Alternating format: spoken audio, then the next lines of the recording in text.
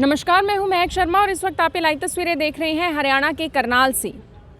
गेहूं का सीज़न है, गेहूं खरीद का सीज़न है और मैं आपको बताना चाहूँगी कि जो बड़ा निर्णय निकल कर सामने आ रहा है, जो निर्णय कल यानी कि सोमवार को जो मुख्यमंत्री हैं श्री मनोहर लाल खट्टर उनके आवास में उनकी अध्यक्षता में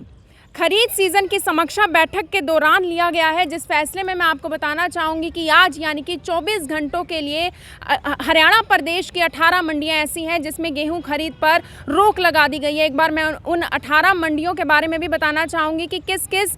जगह पर वो 18 मंडियाँ हैं। सबसे पहले रादौर, थानेसर, पेहवा, इस्माइलाबाद, लाडवा, बबेन, निसिंग, तरावड़ी, असंध मंडी, इंद्री, नीलोखेड़ी, अंबाला शहर, साहा, कैथल, कलायत, चौंका, गोहाना और समालखा मंडी, ये कुछ 18 मंडियां हैं जिनमें 24 घंटों के लिए गेहूं की जो खरीद है उस पर रोक लगा दी गई है। ये बड़ा फैसला कल यानी कि सोमवार को मुख्यमंत्री द्वारा लिया गया और मैं आपको बताना चाहूँगी कि ये फैसला क्यों लिया गया है, क्योंकि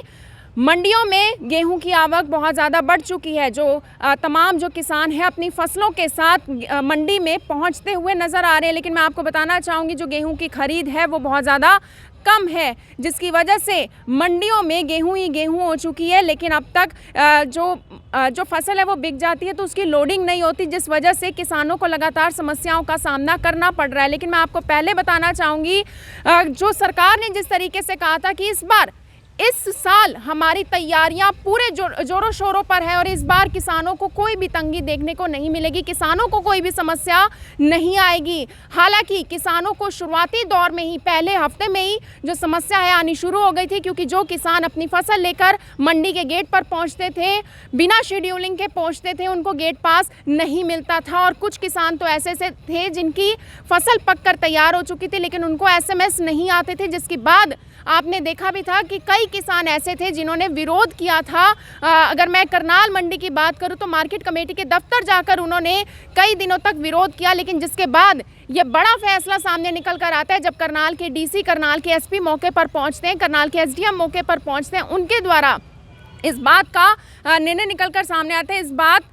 का जो नतीजा ये सामने निकल कर आता है कि अब बिना शेड्यूलिंग के भी जो किसान हैं वो मंडी के गेट पर आते हैं तो उनको गेट पास मिलेंगे। मंडियों के तमाम जितने भी गेट हैं वो गेट खोल दिए जाएंगे और अगर किसानों को SMS आता है या नहीं आता तो भी जो किसान है वो मंडी में अपनी फसल लेकर आ सकते हैं, क्योंकि किसानों का ये कहना है कि 8 दिन का समय हमारी फसल का होता है और जो शेड्यूलिंग सरकार ने की हुई है वो मई तक की शेड्यूलिंग की हुई है और हम इतना समय किस तरीके से अपनी फसल को रखेंगे, कहाँ स्टोर करके रखेंगे, कैसे उसका बचाव करेंगे, हमारी फसलें खराब हो जाएंगी। जिसके बाद सरकार का ये बड़ा फैसला आया था कि अब अगर किसी किसान को SMS नहीं भी आता तो भी वो अपनी फसल लेकर मंडी में पहुंच सकता है। लेकिन कल जो निर्णय ये सामने लिया गया उसके बारे में मैं आपको बताना चाहूँगी कि आवक गेहूँ की बहुत ज़्यादा हो चुकी थी, जिसके बाद FIFO सिस्टम यानी कि first in first out system को तत्काल प्रभाव से रद्द कर दिया गया। यानी कि अगर कोई अब किसान अपनी फसल लेकर आता भी है तो उसकी साथ के साथ खरीद नहीं की जाएगी। हालांकि बारदाने की कमी भी मंडियों में देखने को मिल रही है।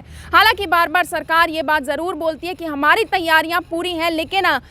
आखिर वो तैयारियां कहाँ जाती हैं। पहले ही हफ्ते में अखबारों में ये बात आने लग जाती है कि गेहूं की खरीद नहीं हो रही, किसानों को समस्याएं आने लग रही हैं और उसके अलावा भी किसान विरोध करते हुए नजर आ रहे थे इस साल भी। हालांकि सरकार नई नई नीतियां तो बनाती है लेकिन हर बार वो विफल होती हुई नज़र आती हैं। हर बार जो सरकार की नीतियां होती हैं उसमें किसानों के लिए कोई भी लाभकारी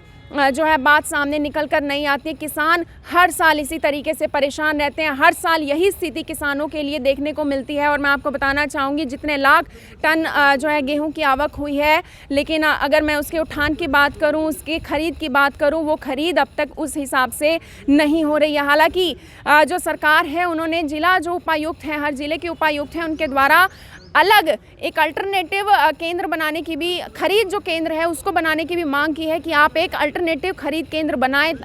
एक अल्टरनेटिव जो है खरीद सेंटर बनाएं ताकि किसानों को तंगी ना हो। लेकिन इन सब कामों में इतना ज़्यादा समय लग पा रहा है कि किसानों को अभी भी समस्याएं देखने का जो है अवसर मिल रहा है। और मैं आपको बताना चाहूँगी कि किसान अभी भी परेशान है। आप सभी लोगों से अपील जितना ज़्यादा हो सके इस खबर को शेयर करें।